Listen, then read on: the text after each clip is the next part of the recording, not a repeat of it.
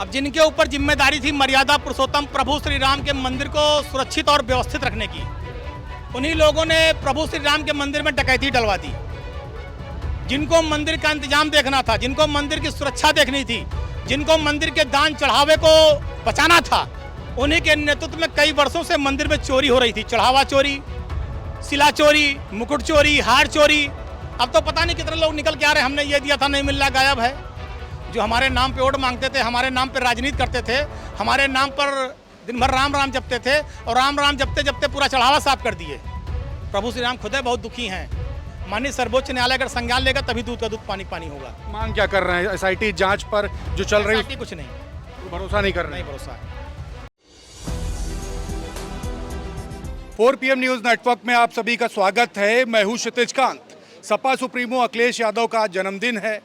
पवन पांडे जी हमारे साथ है। तमाम कन्याओं को साइकिल वितरण किया है, स्कूल बैग वितरण किया है। हम बात करेंगे सर, आज जन्मदिन पर क्या संदेश दे रहे हैं अपने क्षेत्रवासियों को, प्रदेशवासियों को? मैं समाजवादी पार्टी के माननीय राष्ट्रीय अध्यक्ष जी के जन्म दिवस के अवसर पर अपने अयोध्या वासियों की तरफ से, अयोध्या विधानसभा की तरफ से उनको ढेर सारी बधाई और शुभकामनाएं देता हूं। दीर्घायु हों, शतायु हों, 2027 में मुख्यमंत्री बनकर इस प्रदेश को विकास और प्रगति के पथ पर आगे ले चलें, नौजवानों को रोजगार दें, किसानों के चेहरे पर मुस्कुराहट लाएं।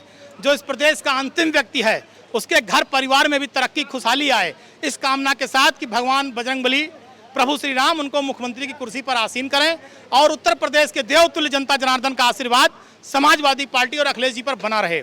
आज यहाँ पर सैकड़ों बच्चियों को जन्म दिवस के अवसर पर साइकिल वितरण किया गया है, बच्चियों को स्कूल का बैग दिया गया है, जिससे कि हमारी बहन बेटियां पढ़ें लिखें, उनके स्कूल जाने में असुविधा ना हो, वो अच्छे से अपने सुगमता से स्कूल पहुंच सकें।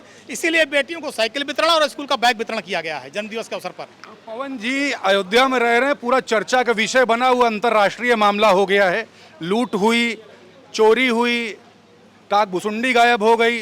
काकभुसुंडी चोरी होने के बाद लोग उनको चंपत राय जी कौआ चोर कहने लगे। 1250 शिलाएं गायब हैं। कैसे देख रहे हैं इस पूरे मामले पर, क्या कहेंगे आप?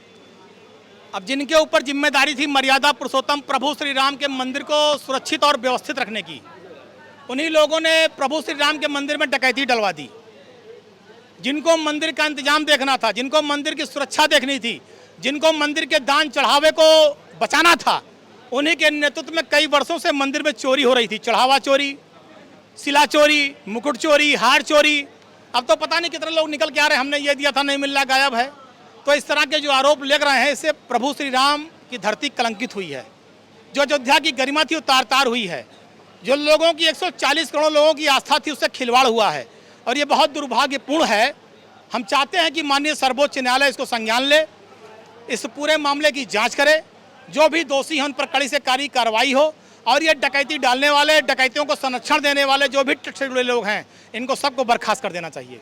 पवन जी, कई लोग ट्विटर पर मैं देख रहा था, प्रधानमंत्री नरेंद्र मोदी को लेकर कह रहे थे प्राण प्रतिष्ठा में आते हैं, धर्म ध्वजा जिस समय लगाई जाती उस समय आते हैं, लेकिन इस समय कोई टिप्पणी नहीं कर रहे हैं। प्रधानमंत्री जी अयोध्या आने के समय हिमाकत नहीं कर रहे हैं।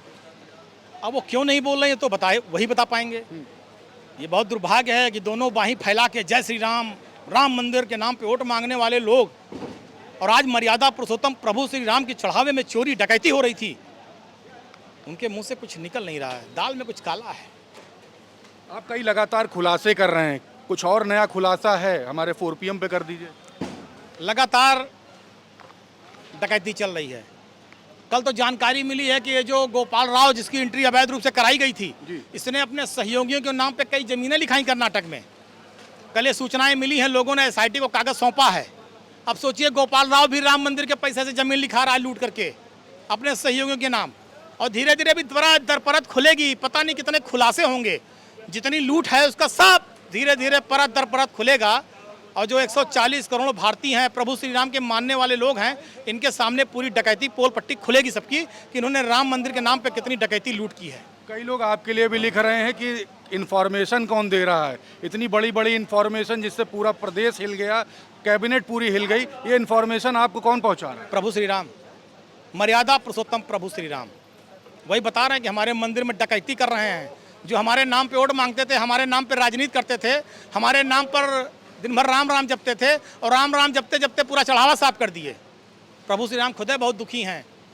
पवन जी, कल मैं खबर कर रहा था, एग्जिट गेट पर था, वहाँ पुलिस ने हमें रोका अंदर जाने के, मतलब कहा कि आप यहाँ पर लोगों से नहीं बात कर सकते हैं, सुग्रीव द्वार था उसको पार नहीं कर सकते, इतनी हाई सिक्योरिटी है, उसके बाद भी ये पैसा बाहर निकल गया, आदमी अंदर नहीं जा सकता। ट्रस्ट के लोगों का संरक्षण था, बता तो रहा हूँ, ट्रस्ट के लोगों के संरक्षण में डकैती हुई है, सब मिली मार है, अंदर का प्रशासन ट्रस्ट सब मिले हुए हैं। क्या यूपी पुलिस भी इन्वॉल्व है? अब जो अंदर थी वो भी मिली है, बिल्कुल। क्या इस पे जांच करवाएंगे? इस पे आप लोग मांग करेंगे? अरे पहले दिन से मांग कर रहे हैं, जब सर्वोच्च न्यायालय द्वारा जांच होगा, पूरी जांच होगी, तब तो सारे परते खुलेंगी ना। जो गेट पे सिक्योरिटी थी, अंदर सिक्योरिटी थी, बाहर सिक्योरिटी थी, सीसीटीवी कैमरे थे, कब कैमरा बंद हुआ, कब पुलिस वाले ने आंख मूंद लिया, कब ट्रस्ट के लोगों ने आंख मूंद लिया, कब जेब में माल चला गया, बाथरूम में रुपया मिल रहा है, कैसे चोरी की गई, तो सारी चीज़ें सामने आएंगी। मैं तो कह रहा हूँ कि माननीय सर्वोच्च न्यायालय अगर संज्ञान लेगा तभी दूध का दूध पानी पानी होगा। मांग क्या कर रहे हैं? एसआईटी जांच पर जो चल रही है SIT कुछ नहीं, तो भरोसा नहीं कर रहे नहीं हैं? भरोसा है। मांग क्या है आपकी? माननीय सर्वोच्च न्यायालय स्वतः संज्ञान लेकर इस पूरे मामले की माननीय सर्वोच्च न्यायालय के न्यायाधीश की निगरानी में अगर जांच होगी तभी सच्चाई सामने आ पाएगी। चंपत राय को बचा कौन रहा है, या चंपत राय किसी को सरकार। बचा रहे हैं? सरकार बचा रही है। क्या लग रहा है, कोई खतरा हो सकता है इन लोगों पर, चंपत राय लोगों पर? अब दिन भर राम राम करते थे, राम के नाम पे राजनीति करते थे और राम के नाम पे डाका डाल दिए।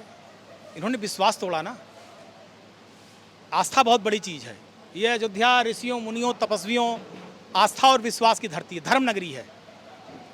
धर्म नगरी को आपने चढ़ावा चोरी की नगरी बना दिया, इससे बड़ा दुर्भाग्य और कुछ नहीं हो सकता।